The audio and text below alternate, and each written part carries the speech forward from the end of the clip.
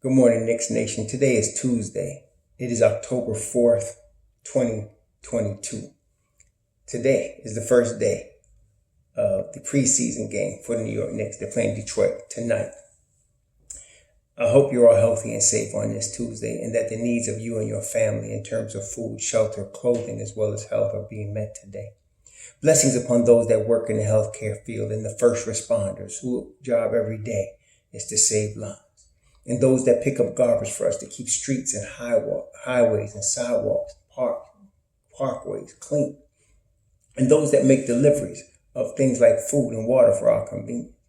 Double blessings on the men and women that are out here trying to help rescue and deliver the teenagers and children that are the victims of child molestation and pedophilia in all 50 states, in all counties of all 50 states.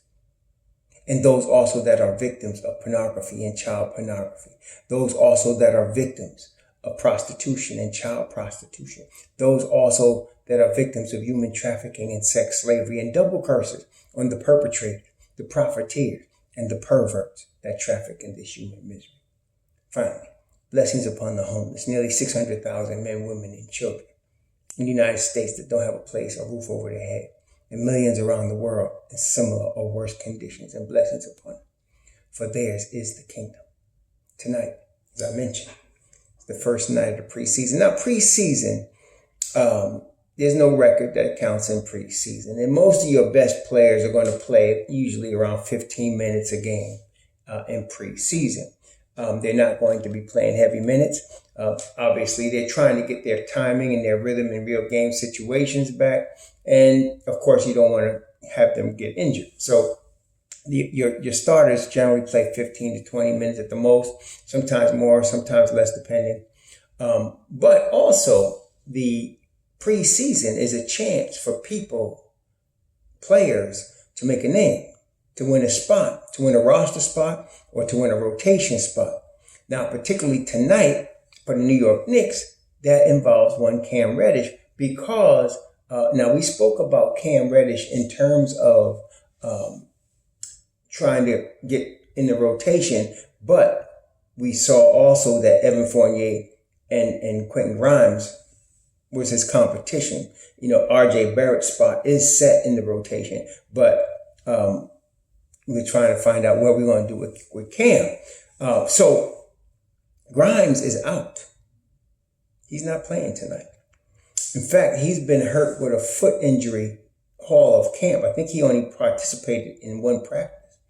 So this gives Cam Reddish an opportunity to shine. Now, your starting five is going to be your still starting five: Evan Fournier, Jalen Brunson, Mitchell Robinson, Julius Randle, RJ Barrett. But your mob deep now consists of Obi Toppin, Derrick Rose, Emmanuel Quickley, Cam Reddish, and Isaiah Hartenstein. I think they're going to, I don't know how, but I have a feeling. Tibbs mentioned the combination of Grimes and Deuce playing together. And so, and he said that can wreak havoc on the other team, and it definitely will defensively. They would be probably the best defensive backcourt that Nick can put on the floor as far as defense. So I expect him to play Deuce some minutes tonight. And I'm not sure, how many, and Grimes is not playing. So I would expect, this is the thing I'm excited about, if I could see Deuce and RJ play it together in the backcourt. Like, obviously we want to see RJ with Jalen Brunson, especially when Cam is going to be getting minutes tonight. He's going to be the wing that's going to be getting a lot of minutes off the bench tonight. And that's good. This is going to be good for him. But I'd like to see a combination of RJ and Deuce because, like Tibbs mentioned, Deuce with Grimes, as I've alluded to. But I also believe that if RJ and Deuce are a backcourt, that they're going to really give opponents fits defensively. And I'm higher on Deuce offensively than most people. I believe Deuce can really shoot the rock if getting in rhythm and given an opportunity.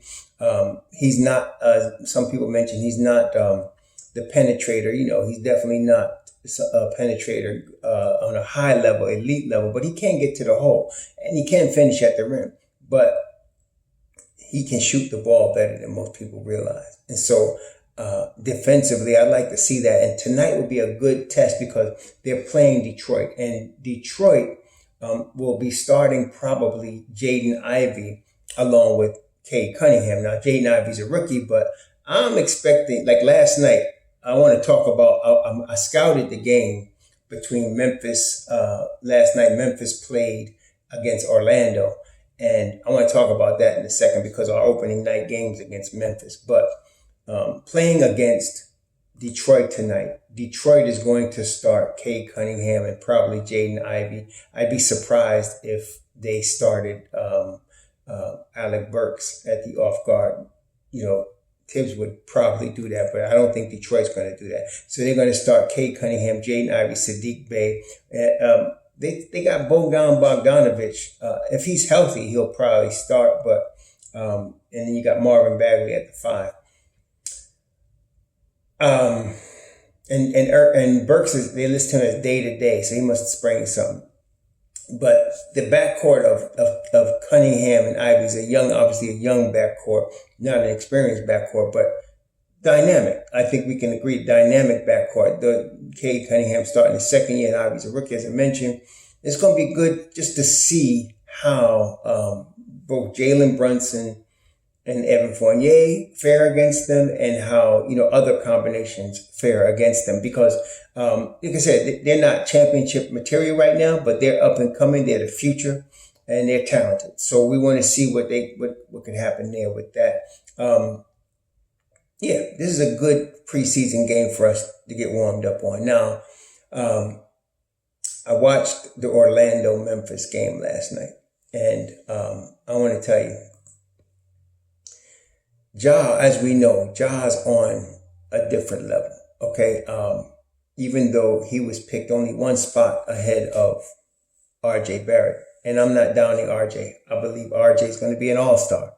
But Ja Morant is a game changer. And last night, they seemed to turn it on when they felt like it.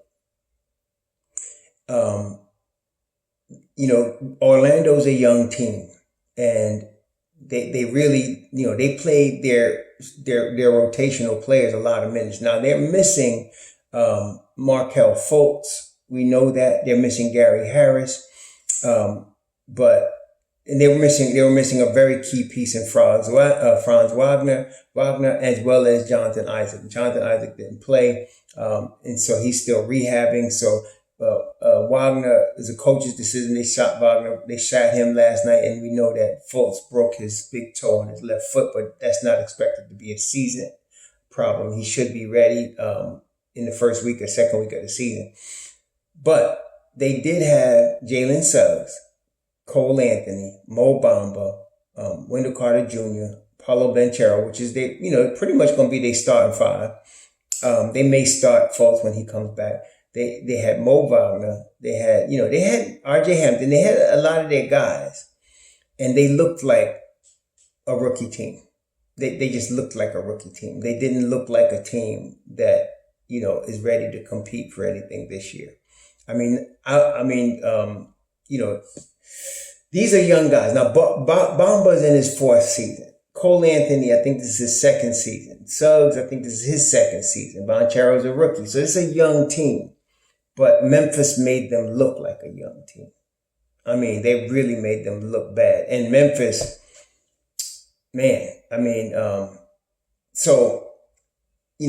Jared Jackson Jr. was their starting power forward. He hurt himself. I don't know what he did, but he's done for this. He's done for the season, or most of the season. They had this guy named Aldama come in for him. Aldama was 7 of 9 from the field last night, 4 of 5 from 3, 6 boards, 21 points. It was seamless. Dylan Brooks looked really good. Steven Adams looked really good. And of course, Morant played 22 minutes. It didn't even look like he was trying real hard. And then Desmond Bane, I've been high on Desmond Bane from when he was at TCU. I wanted the Knicks to get him.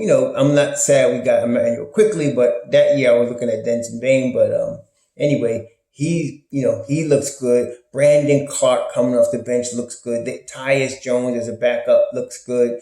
Zaire Williams is a young boy out of Stanford that I felt like, was 2 years away from really being an NBA player. He has the talent, but he was really skinny. But his rookie year, first of all, they surprised me. They drafted him in the lottery, Zaire Williams, and he played really well his rookie year. Surprised me a lot, and he played really well last night. Again, it was seamless, man. These guys, they're going to be good. They're going to be good. I'm not sure what the deal is with Jared Jackson Jr. If he's hurt for, he looked. Oh, what? Okay, so 4 to 6 month timeline for him. Apparently broke his foot, but they ain't gonna miss him. They're good. So our opening night, and not only that, it was loud last night in Memphis. A preseason game. It was loud in Memphis last night. So this is going to be a really good test for the Knicks. And I'm glad that they're starting off the season with one of the hardest schedules, because Memphis is going to be a good test in Memphis on opening night. Really good, especially if we're concerned about the Brunson, Evan Fournier backcourt in terms of defense. This is going to be a good test. Ja Morant is going to definitely test you. And then you have him and Desmond Bane starting together. That is a really dynamic and young backcourt. See, Morant's in his 4th season. I think Bane is the same as IQ, so this is his 3rd season.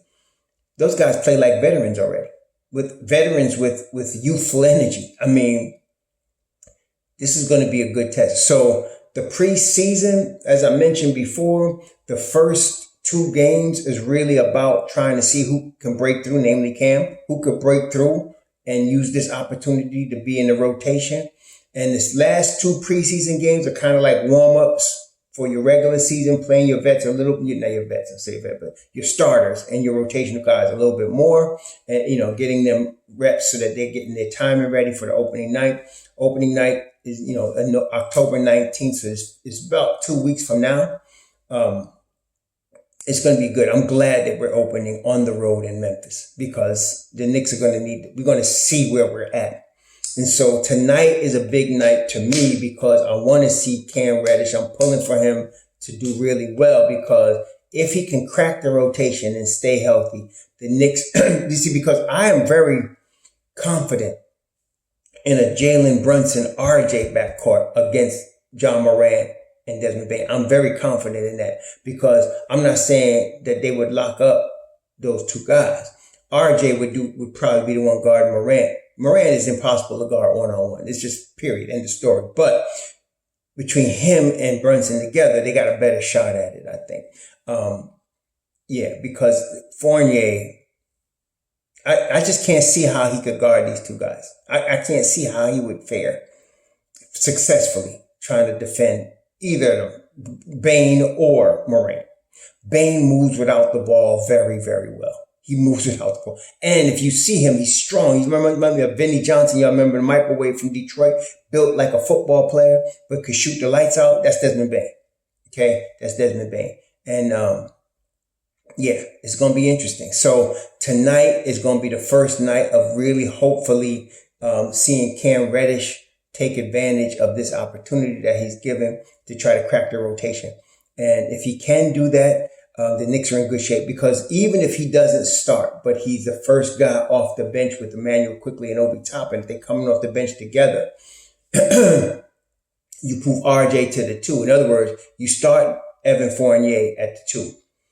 And then when Cam comes in, you keep RJ on the floor. You move him to the 2. You take out Fournier. And now you have Cam, RJ, Fournier, and then you're bringing in Derrick Rose, right? And then you have Emmanuel Quickly. I'm not sure how that's going to fit. Cam would really be a 4 in that system. I don't know how that would fit. I don't know how that would fit now, because you really want to keep RJ out there at the 2. I would keep RJ out there at the 2 for at least 2 or 3 minutes before I brought in Emmanuel Quickly, because I want to see that. And I think it would be dynamic with Derrick Rose and RJ, or Brunson and RJ in the backcourt, and Cam at the 3. That's what I'm alluding to. If I could get Cam at the 3 and keep RJ out there with him, it's going to be good. Especially, you add Obi Toppin, and even if you have a Derrick Rose or a Jalen Brunson, both of them see the floor, they're not going to miss Toppin. and then as far as him cutting to the basket and running the floor, they're going to catch him. And then you got Isaiah Hartenstein, who would also spread the floor. And that's another thing. It opens up the floor for DRose if Hartenstein's out there with anybody, with Jay Brunson or Deuce or IQ or any of them guys. They're going to open the floor. So, and Tibbs talked about, did you guys see that he talked about opening the floor by having Mitchell Robinson? He said he wants to have Mitchell Robinson and Julius Randle switch, like one play to 5 and the other one play to 4. Can we see, is it possible that we might see Mitchell Robinson shoot 3-pointers this year? It's possible. I'd be just happy to see him shoot foul line extended, to be quite honest with you. If he could shoot foul line extended and do a jump hook, I'll be very happy. Okay. If he does that, that would open up the floor. But if he shoots threes, this is going to be very interesting. If the Knicks can play top 5 defense and have Mitchell Robinson shooting threes, even at a 32%, let's say he shoots them at 32%, which is below league average, but still, okay, so that's 3 out of 10. That would be really good. Okay, that would be really good. So, like I said, tonight is going to be the first night we'll be seeing a lot of stuff. I'm pulling for Cam to, I want him to succeed badly. I want him to succeed because I feel like a guy like that, if he's healthy in our rotation and God forbid in the starting lineup, the Knicks will be really good. So, this is good test for us. I think they played Detroit twice, if I'm not mistaken. I think the Knicks played Detroit twice and in the preseason. And that's a good one. I think the Knicks play, let's see here. The Knicks play the Pacers twice and the Pistons twice. Yes, so next week they play the Pacers. Oh, no, they play the Pacers Friday. Yeah, so they play the Pacers tonight and Friday, and they play the Pacers next week. So they play, they play Detroit, Indiana twice. No, they play Detroit once. So they play Detroit once, Indiana twice, and they play Washington as the final preseason game. So they got 4 preseason games. They're playing Detroit tonight. They play Indiana Friday, Indiana at Indiana next week, Wednesday, and then they're playing at home against Washington to finish this preseason. Again, it's a good preseason schedule, a good way for us to get our guys ready. Also, for Cam to win some minutes. If Cam balls out tonight, that means the next game he's got to play, right? And if he balls out the next game, he's in the rotation. That's the way this is going to work because your rotation is going to be set by your 3rd preseason game.